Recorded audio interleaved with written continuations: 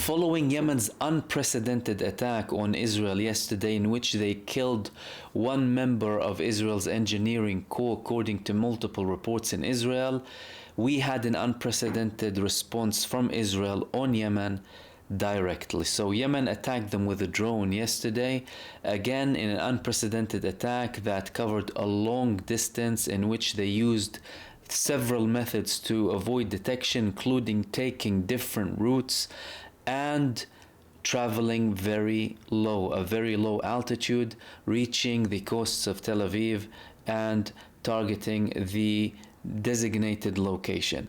Now we had the response from Israel.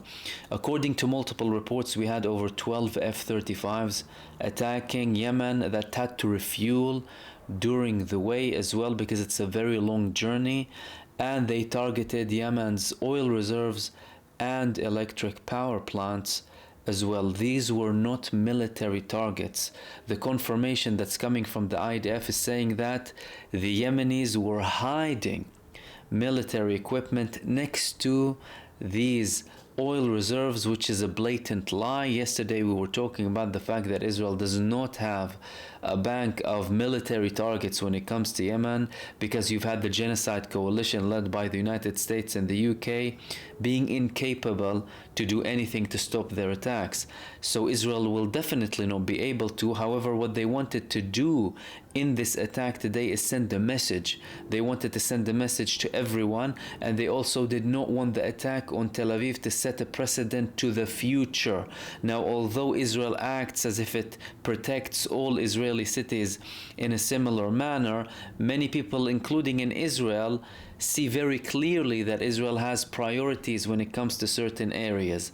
If they let the attack yesterday go away and they allowed the resistance fronts to attack Tel Aviv in a more regular manner, that's not something that they would have tolerated, so they had to retaliate. That's why we had this attack today. It was more of a message rather than attacking anything strategic that will prevent attacks on Israel as a whole.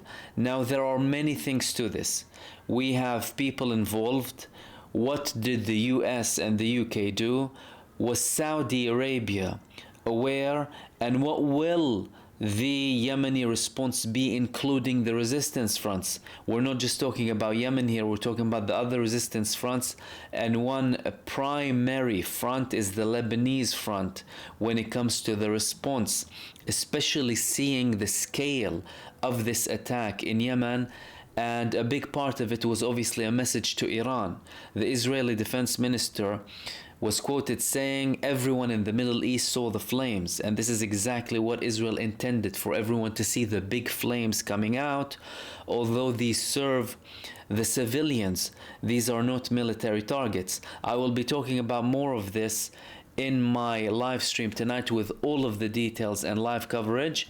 So if you would like to know more details, join me on my live stream tonight, which will be posted, the link to it, on my community tab, and I will see you soon in the next video. Take care.